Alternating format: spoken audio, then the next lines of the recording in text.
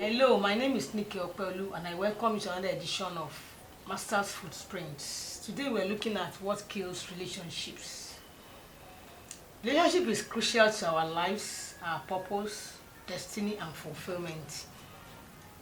Just as we are born into relationship, we are also born again into relationship. And no man can become all that God wants him to be outside of relationships. However, as we go engaging in relationships, there are pitfalls and perils that will come about. Pastor Paulu, what are those things that kills relationships? Relationship is very crucial to our lives. Regardless of who you are, your status, your title, your age, regardless of the assignment that you have, regardless of your journey in life, regardless of your vision in life, regardless of your goal in life. So all of us, we sure know that for us to become all that God is asking us to become, there is one kind of relationship or another that we did in their life. But regardless of all of this, there are issues that kill relationship. There are issues that endanger relationship. And you will have to know so that you'll be able to handle this issue, and that will help you to maximize the potentials of every relationship that you find yourself. What's the first thing on our list? First one is conflict. Okay, in every relationship, there's possibility of conflict. In every social relationship, family relationship, spiritual relationship, corporate relationship, political relationship, once we have a relationship of one or two or more, there's possibility of conflict. And that's why every relationship must build conflict resolution mechanism into their relationship. Okay? Because all of us are not wired to see the same issue the same way. And when we talk about conflict, it's not that we are staging blue, but that we have irreconcilable differences in the way, in our perception, in our goal, in our vision, in our resources. And this is likely to bring or generate conflict between us in whatever relationship we find ourselves. And that is why when I see husband and wife says they have never quarreled or disagreed in the last 25 years they got married, I either know that something is wrong with the two of them or with one of them. Because all of us are not wired to see the same thing the same way. In Genesis chapter 21 verse 10 and 11, Sarah asked Abraham to throw away the son of Hagar, Ishmael. And that brought sharp conflict between Abraham and Sarah because they are not seeing the same thing the same way. In Acts 15 and verse 39, there was a sharp disagreement between Paul and Barnabas that they parted ways because of John Mark. Those are even apostles. Okay? So in the first church, we saw conflict in Acts chapter 6 because of the distribution of food that led to the appointed of 7 deacons. So that means that even in our church, we cannot totally eliminate conflict, but we can manage. That's the first thing that kills relationship. When conflict is not properly managed, we are sure to choke and shut down potentials and profit of that relationship. So all of us will need to build conflict relationship mechanisms into our relationship. Second thing we have here is domination. Okay, in every relationship, when one part or one partner is dominating the other and you don't allow the other partner to find expression, they can't talk, they can't contribute. In every relationship you have domination, you are not likely to see that relationship thrive. Okay?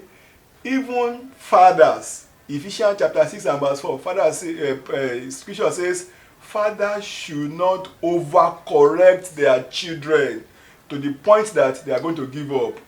In the same Ephesians chapter 6 and verse 9, it says, masters should treat their servant fairly.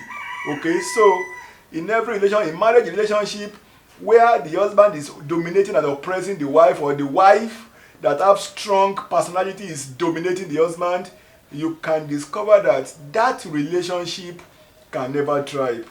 Relationships are supposed to be beneficial. Relationships are supposed to be a blessing, not a burden to our life. Okay, so every relationship that involves domination will not thrive. Eventually, you are going to kill the potential of one, you are going to kill the benefit, you are going to kill the profit of whatever you can get from that relationship. If it happens in the relationship and it's the husband, you will not get the best from your wife. If it's a family relationship and it's coming from the wife, you are not going to get the best from your husband. Okay, so all of us should be careful the way we run our relationship, so that we are not repressing. It's not oppressive, and to the point that initiative is shut down in every relationship. Next one is fear. Okay, the biggest challenge in any relationship is fear. Any relationship cannot thrive on fear. 2 Timothy chapter 1 and verse 7 says, Scripture says, God has not given us the spirit of fear, but of love, of power, and of sound mind. 1 John 4:18 says, there is no fear in love. Perfect love casts out fear. Once there's element of fear in any relationship, love cannot fully manifest. If you are afraid of what to say, you are in a marriage relationship, you are afraid of what you say as a husband, you are afraid of what you say as a wife. If you work in a corporate environment, you are afraid for what to say in a meeting, you are afraid that you are going to be intimidated, you are going to be harassed because of your comment, because of your contribution. If in every relationship that is run and dominated by fear, that relationship cannot thrive, it will soon die. Okay, so all of us, we need to deal with anything that is bringing fear in our relationship. In the atmosphere of fear, you cannot see happiness. In an atmosphere of fear, you cannot see people give their best. So all of us, we need to deal with fear in our relationship. We'll have to deal with the real issue and the real reason causing fear in our relationship. Next one is deception. Okay, well, some relationship actually started on deception. And when you looked at the relationship of Isaac, Rebecca, and Leah, that relationship actually started on deception. Okay. The man wanted to marry Rebecca. They eventually deceived him to marry Leah. That's why she never loved Leah. And that's why the best of Leah cannot please him. If you look at the relationship of Jacob and Isaac with their parents, the relationship of Esau and Isaac with their parents, it's wrapped around deception. Okay, so people go into a relationship for what they are going to get, not because they love the man, not because they love the woman. We have sister who got married because the man they want to marry is rich. He came from a rich family, he has a good job and all of those things. So what they are really interested in is not the man but the job. What they are really interested in doesn't matter but the money. We have brothers who got married to a sister that came from a very rich relationship, rich families, and the reason why they got married to that sister is not because of the sister, it's because so that they could have access to the property and to the inheritance of the sister. All of these are the relationship. Any relationship that is built on deception will collapse like a pack of cards.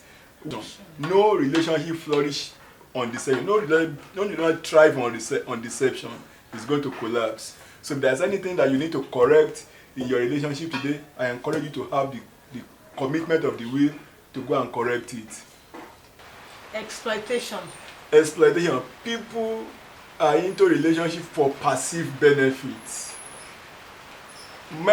I've seen men got married to a woman because of their family inheritance. Women get married to some men because of their job, title, insurance, policy, and all of those things.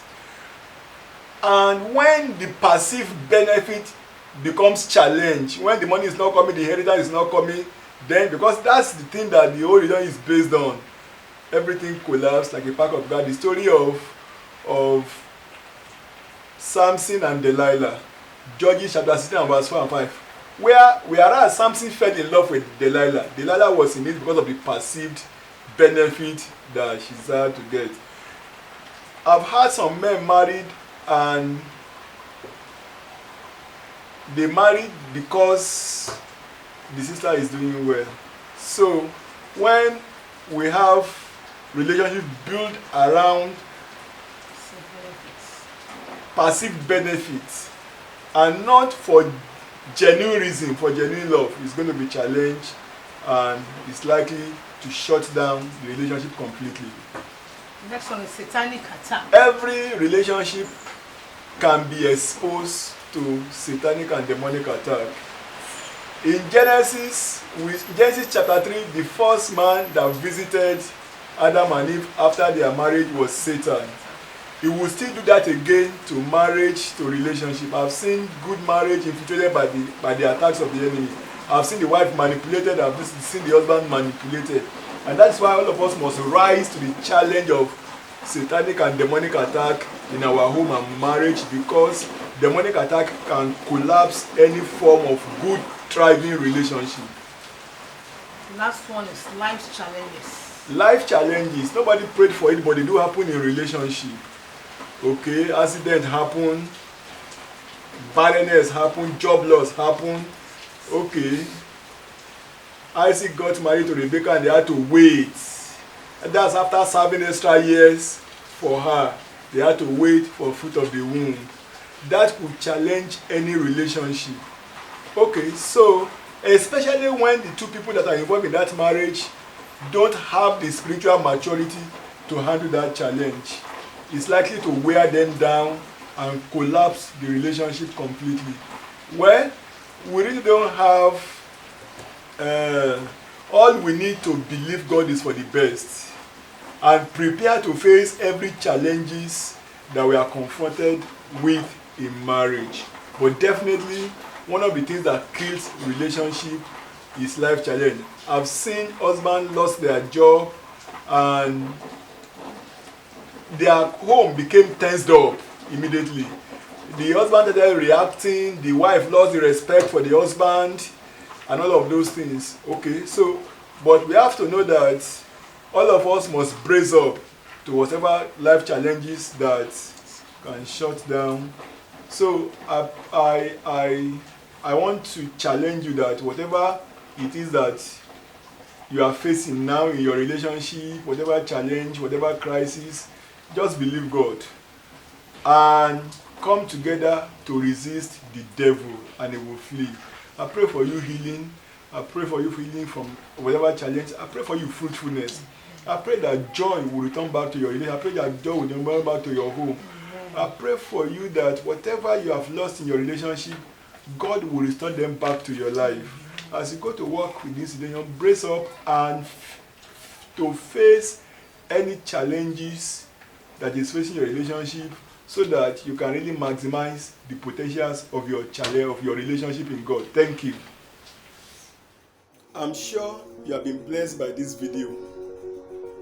And if it has blessed you, it's definitely going to bless other people. So I love you to share it from whatever platform you are viewing it from. Facebook, WhatsApp, or YouTube. I love you to go to our YouTube channel and subscribe to our YouTube channel, OBM TV channel, and click the notification button. As you do this, God bless you. Thank you.